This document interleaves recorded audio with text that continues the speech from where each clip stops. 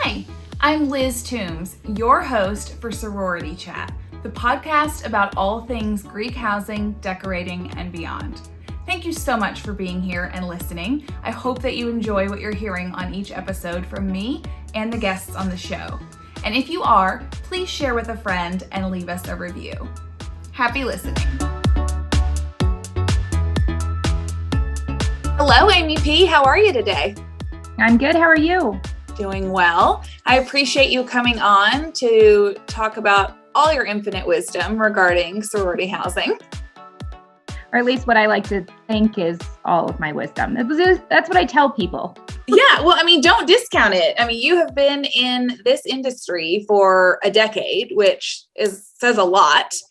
You've been on both the headquarters housing side as well as working for a housing vendor. So you've really seen both sides of the industry, right?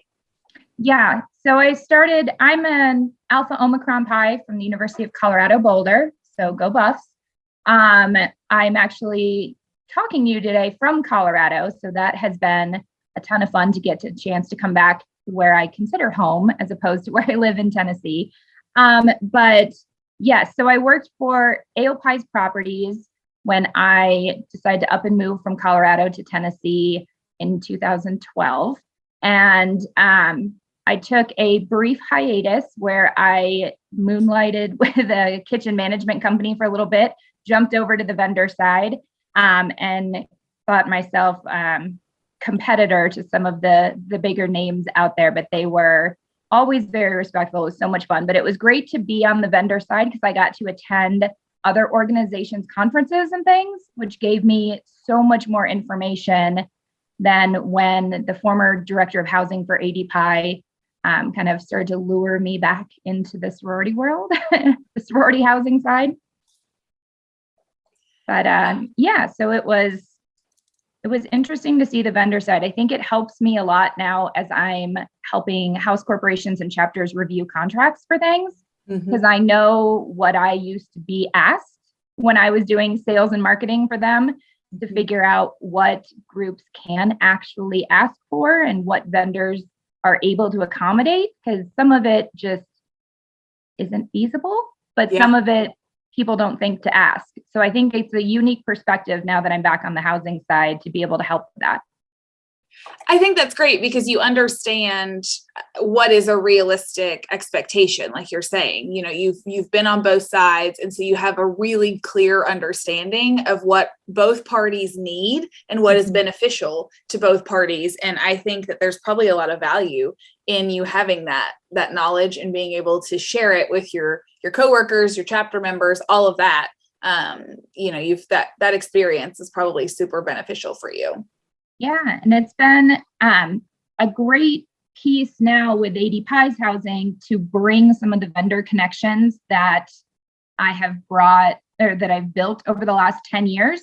So property management companies, food service, cleaning companies, all of these groups that I not only got a chance to chit chat with, much like PDR Interiors, but get a chance to chit chat with at conferences, at vendor fairs. But also did with ADPi properties, did a bunch of, relationship building there and then kind of carry that over. So. Yeah, you're right. So I didn't realize that one of the first times that we met was very early in your career at ADPi. You were running the house director training conference and I came and spoke and we met. And I always remember you talking about your shoe collection because your dad had worked for Payless. And I love shoes. So that was really like a standout for me. But then we've, stayed in touch since, just like you're saying, just having that relationship and seeing each other at conferences. And then we've had a chance to work together a couple times on some of your ADPi properties. I think you and I talked a little bit before we started recording. Every organization does it a little bit differently. Some of the organizations manage all of the housing from a national level. Some are all locally run, but ADPi does more of a hybrid model. So do you want to speak to that and just sort of how you guys do it and the thought process behind it? Yeah. So, coming back, leaving ADPi was a tough decision, but it gave me that new perspective. And then when I was asked to rejoin ADPi's housing, so I have switched out the middle letter of my Greek partnerships here, which always, I have to admit, when I first started, it took me a long time to start to actually say alphadeltapi instead. No confusion there, right? No. Right. No. I'd start to introduce myself and I'm like, alpha. So it's been so interesting to be able to help build a lot of where ADPi is headed in their housing world. And some of it is very helpful. I got to see AOPi go from having local house corporations to their nationally managed platform. And now I get to take some of that information, some of the things that I've seen as they disbanded some of their house corporations and rolled all that in. But I get to do it now in a, like you said, hybrid model. ADPi, we are going in the direction of supporting the local house corporations as they are still the ones that mainly operate and own many of the facilities. So Alpha Delta Pi has an IHC, an International House Corporation, where we can support the local house corporations and chapters with these facilities. But we have also developed IHC services where house corporations and chapters can actually come with us, essentially making us like a property manager. So we can help them identify vendors, get proposals, review contracts, even find maintenance providers, things like that, schedule calls. And we get the opportunity to build a national platform of centralized housing where we have all of these options available, national partnerships with vendors, contracts with companies where we get to, offer better pricing, in my mind, if you will, all of these things. But we get to offer that to the ones that still want to have a local house corporation and to those who have said, this is getting to be a lot with volunteers in these roles, especially following COVID. We have seen a lot of volunteer fatigue just because it's so much on top of everything else that people have been having to deal with lately. And when you get to maybe a tricky situation with a vendor where there's this huge plumbing issue or all of these things, it's helpful to have someone else in your back pocket. And that would be the staff of ADPi Housing. There's 3 of us on the staff currently in the housing department, and we get a chance to kind of fight those battles for people and have those tougher conversations that can feel draining and difficult. And we get to support them through that, which we have seen just huge relief from the groups that have asked us for some assistance and different support. And it seems to be working really well for us so far. That's good. So this hybrid model is new to me because I'm used to either working, like you're saying, with AOPi, where everything was just nationally managed, or just working with an individual locally run house core board. Mm-hmm. And so this is fascinating to me to see how you're able to marry those two worlds, and you're offering the benefits of support from headquarters where you all have all of this knowledge and, you're doing these things all of the time in these different campuses, but then you're allowing the local alums to still do what they want to do, which is to support and to help and to give back to their chapter. And just like you said, I've seen it, some campuses, it's just not conducive. Either the alums don't live in the area, or like you're saying, there's not a lot of them. So they're feeling a lot of fatigue. And so I think this is a really ingenious way to blend that and allow the chapters to get the best of both worlds, if you will. Yeah. So we've really seen it. What we like to say is we help the house corporation boards and even the chapters and their advisors, their leadership, become boards of approval instead of boards of the process. Okay. We will take on a lot of the, we'll check quarterly reports. We'll make sure everything is going well. We'll pull budgets for you. We'll help build those, craft that. And then, of course, we do all the vendor pieces. And, we have even started interviewing and hiring house directors, which that probably is the most unique example of how the hybrid ends up working, because the staff in ADPi's housing team, we will identify candidates, we'll begin the interviews, and then we will partner with the house corporation and the local officers to do follow-up interviews and all of that. And then we help them through agreements, through some initial training, things like that, so that the house directors then understand the ADPi overall mentality, what we're looking for, and then they get the opportunity to work with the local house corporation, who is still their employer. So they're still employed by that local house corporation. They get the next steps then when they get on site to have the local training. So the specifics to that facility, all of that, we leave to the local house corporation and those advisors and officers. So that's really, I think, the best example of how this partnership works, because we're all working together to find that perfect fit for a house director, which in my experience is a challenging aspect, because house directors have facilities that they're ideally looking for. Chapters have a personality that they're ideally looking for. And so to be able to partner and look through making that type of cooperative piece and putting them in the right place has been challenging, but fun. We've made a lot of great hires in the last year. And so I think that's probably the prime example of how that works. But so far, we started with 3 groups in the IHC services a year and a half ago. And I think the last count that I have seen, we are at 16. Wow. Okay. I was going to ask, because with a team of 3, I was curious how many chapters you're working with, what your plans are for growth, because I can imagine as this catches on and there's interest, you're probably going to need some more hands to keep everything running. I would love to see the team grow. That's always the objective. I began in the director of housing role for AlphadeltaPi in February. So following, the former director leaving, who was a good friend of mine, and I tease her all the time that she ran away from me. But I began in that role, and we hired a new housing specialist who she is doing phenomenal. And then we have a housing and facilities coordinator who not only helps with the groups in our IHC services and with ADPi housing, but she also operates the executive office and memorial headquarters.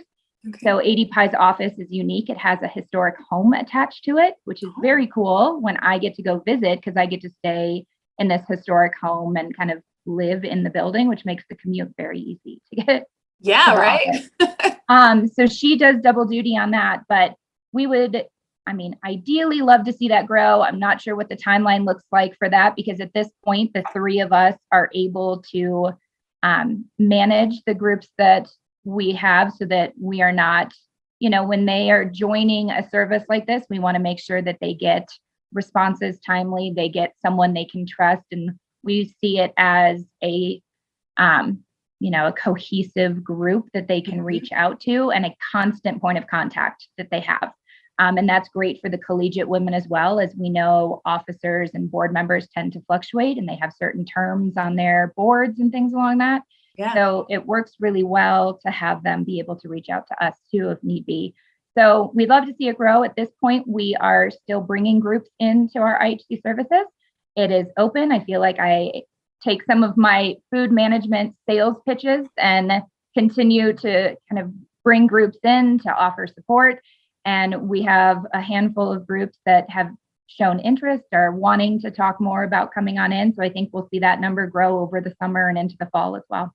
Well, that's great. And I can appreciate a small but mighty team. Us here at PDR, there's always about 3 of us, maybe at most 4, and it works. If you've got your system down and you're organized and you feel like you have good control over everything, there's no need to, build too fast. You just kind of have to manage it based on what you have, coming in, right? Yeah. I saw you had a internship opportunity for the summer. Yeah. And I was sending it to my niece. You got to actually meet. So I am in Colorado for the graduation of my youngest niece. She is graduating from high school, and she's going to college for interior design, graphic design. All this kind of stuff, I think, and a business major as well. So I think she's going to be very busy throughout college. Well, she wants to go through recruitment, which is great. But she got to meet you at one of the conferences a couple summers ago. I remember. So I keep sending, I was like, when you're in college, I'm going to want you to apply for this one. Yes.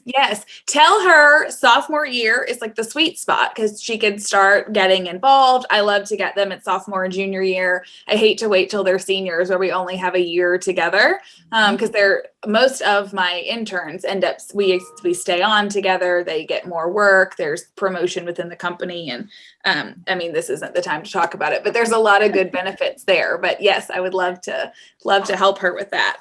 I want to hear more about this historic house attached to headquarters. I feel the need to come and visit this. Tell me all the things. Yeah, you definitely need to. So their office is in Atlanta, Georgia. Yeah. And it's right on Ponce de Leon, which is this historic home. The homes on this street, as you drive down it, are stunningly beautiful. Mm-hmm. So it was a couple, I believe, who built the house. And there was a video done a couple years ago, and I have been trying to get my hands on it to send it to my new housing specialist so she could see, since she got to stay there with me when we went in April. But I need to find this video. But it was done for this family. It had these beautiful pillars in the front. It has wood floors that are so intricately designed. As a designer, you have got to see this home. There are individual inlays of design on this floor that were hand laid all through this main house. It is beautiful. So you go upstairs, a beautiful staircase, and you're in what are the bedrooms. There's a boardroom up there, and you just walk across the portico to the office, and that's where everyone gets a chance to have their desk, their cubicles, and so it makes for an interesting headquarters coming from ADPi's, which was beautifully done in Tennessee and had the museum and all that in there. ADPi also has some archive items in the historic home. You get to walk through, see all of that, pictures of their founders, original badges, jewelry throughout the years. It's very neat to browse as you're staying there in the evening. So now, was this home at one time an ADPi chapter house, or is it just something that, like, what was the draw to be headquartered here? That is a great question that I probably should check with the archivist on. It was not an ADPi home. Now, it was ADPi's first chapter was in Macon, Georgia. Okay. So it was nearby. But the unique part of this house that I do remember from all the various things that I've learned, my original tour, I think 2.5 years ago when I started, is that the couple that lived there, they built the home for themselves originally, and they loved it so much that I believe their mausoleum actually was crafted to look like the house. So somewhere you can actually go see that as well, which is fascinating to me.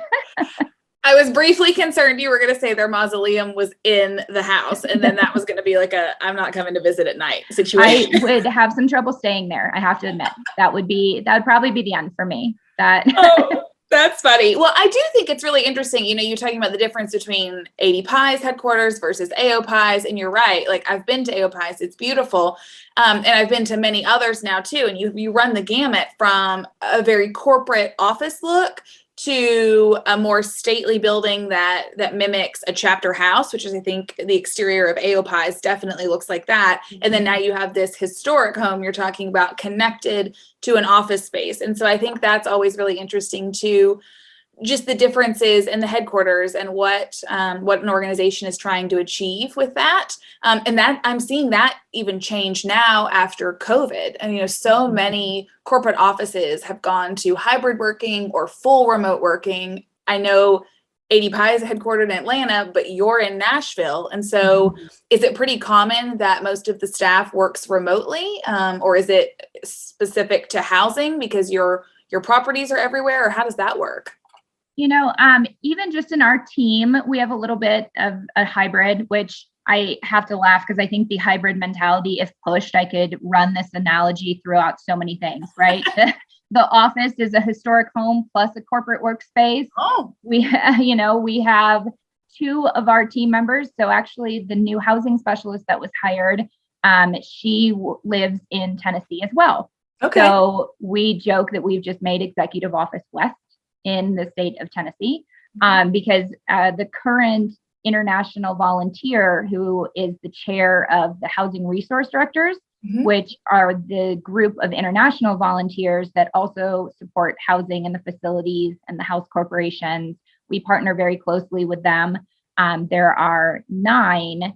I think there's actually, they just had some turnover. So I think there's a couple open spots. So if anyone is listening that is interested in volunteering, let us know. But the housing resource directors, the chair of that team lives in Brentwood, actually minutes from AOPi's headquarters. So I used to drive past her house every day before I got a chance to meet her, which is funny. Yeah. So we all live there. So my housing specialist and I are in Central Time Zone. The executive office is in Eastern. Sometimes I have no idea what time a meeting happens as I'm trying to calculate in my head. But I think that we'll probably see sorority kind of make the transition with the corporate world following post-COVID. A lot of what we're seeing, even just in our facilities, mimics that.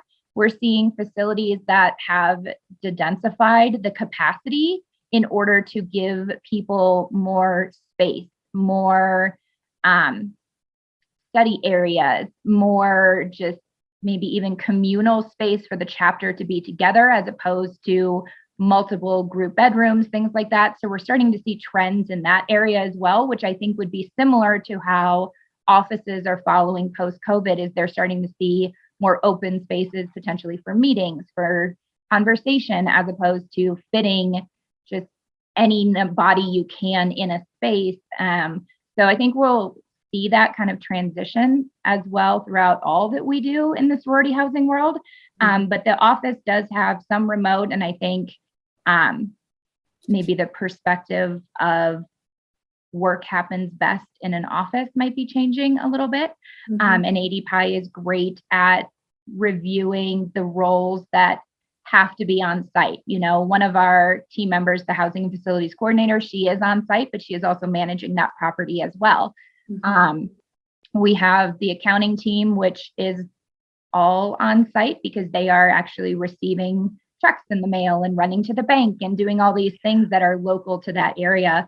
So I think it really ebbs and flows depending on what the role looks like. And I think I know ADPi's office and the staff there have been wonderful to review kind of the position and what entails and all of that. So. Well, I think it really opens up your opportunities for the employment pool. It doesn't have to all be right there in Atlanta's, area. You could be anywhere. And so whether it's an alumni of a chapter or just somebody like yourself with great experience that really fits the team, I think there's a lot of benefits to the remote side of things. You were hearing a lot about research on people feeling a lack of connection or feeling, like they're on an island working from home, but there's also ways around that. I know you travel to headquarters periodically. I know my team is all remote, but we have a monthly co-working day, and then we're together all summer as we're installing our sorority projects. So there's ways to get, just like you said, that hybrid situation where you're getting a little bit of both and you're making it work for your situation and whatever clientele you're serving. Yeah, and I think, communication apps and phones and all this have come so far. I think, being in person when things used to have to be mailed, things used to have to be, processed and kind of sent out that way. Things are so different now. Yeah. I have to admit that the, Teams messages and conversations are great, as you can just real quick hop on a video call with someone. My team will send a message saying they have a question. We'll hop on a call real quick. We'll all get to see each other. Most of the time, me and, a hoodie with my hair up, depending on what the meetings look like. Yeah. But I think it works really well for us to be able to see each other and have those conversations instead of always just on the phone, where I think that can feel isolating. And I think some of that's great for local house corporations as we support them as well. We are moving forward into the next year. We're considering doing kind of like office hours from ADPi Housing. So we will have set times throughout the month where people can come on and join us, ask questions. We can have conversations. Over the last 2 years, we've done quarterly conversations with many of our IHC service locations, including some who are going through big projects that we talk to every month. So we get the opportunity to have a face-to-face connection, if not actually in person, with many of our groups and the teams that we're working with. And I think that's helpful. So they get to know us a little bit and have a lot of those conversations. And I'm seeing really a trend in house directors. A lot of the applications that I get and some interested candidates, what's unique to me is so many are looking for specific areas nowadays because what they're saying is they want to move closer to family. So we're seeing a lot of draw for people wanting, as you said, that community. And we're even seeing it in the staff that we're hiring. We're seeing people that are interested in, my family's from Florida. I'm looking for this lower southern East Coast kind of work so that I can get to them quickly, things along those lines. And I mean, even in my personal life, my parents are in South Florida. So they're in Naples and we are in Tennessee. It's about a 15-hour drive. And they're trying desperately to buy a house in Tennessee, but the housing market is crazy right now. Yeah, it is. So it's an interesting world to be in post just general chaos. I mean, working through sorority housing in a time when people were basically forbidden to be in groups and be together. You're operating a communal living space. And I have to give it to our house corporations, our chapters, all the volunteers and collegiates that have been running these facilities. They were amazing through this whole process and being able to try and help them and trying our hardest to monitor updated guidelines and policies. And the CDC says this, but your state says this. And we're trying to compile all that information. They rolled with the punches and they, when we said the best advice we can give you is check with your local, health department or your local police, see what they're saying about your policies and your restrictions. And that felt like a hard piece of information to say because it wasn't very concrete, but everyone was wonderful. And I think we all came out of it understanding a little bit more about what sorority housing offers and the benefits of it outside of just a place to reside while you're in college. I think having people welcoming them back, seeing the excitement, even just seeing different chapters that I follow, both for AOPi and ADPi on Instagram, on social media, they were just loving being back together. And we were so fortunate to be able to open our houses back up and be able to start welcoming people back home. ADPi Housing's kind of motto or tagline is come home. And I find that so wonderful. When you talk to an ADPi, they say, I came home to Alpha Delta Pi at, and they say their chapter in their school. And I think that is amazing, the way that they phrase that. And so ADPi Housing, long before I joined the team, they started using the come home tagline.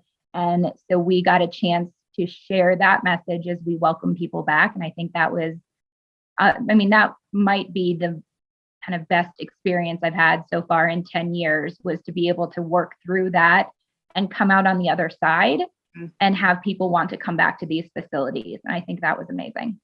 Yeah, it's very heartwarming to hear that story of the tagline come home and then you've come out of COVID. And I do think you made a good point about the sense of community that sorority housing brings. Earlier in the season, I talked with Woody Ratterman from CSL, and he was talking about the statistics and what that's showing for the future of membership, and that they're projecting that membership will drop off for Greek organizations. And it seems like I've been hearing that for years, and we continue to defy the odds. And I think it is that sense of community coming off of COVID, where we were not allowed, like you said, to be with others. And it's so fascinating to see it continue to, still going strong, actually on the uptick. It's really interesting, and it will continue to be interesting for the long haul to see the way in which sorority community impacts people's lives. Yeah. I still to this day think about laying in the hallway of my chapter house, one of my sisters eating pickles straight out of the jar, the other two of us sharing a bag of popcorn, sitting in the hallway talking, not watching TV, not studying. We probably should have been studying, but we were, those are the moments that I want to build and want to sustain for the next groups. It's not just coming home and going to bed in whatever space, whatever room you're assigned with whichever roommate. It's the friendships that you have in that home and those moments. I mean, it's the house director who I am still friends with on Facebook and social media, Mom Kathy. She would let me into the kitchen so that I could make potato salad for the first Easter that I was spending with a boyfriend in college and his family. So I'm meeting the family for the first time, and she's letting me cook in the kitchen, and she's overseeing it so that I'm not breaking any rules.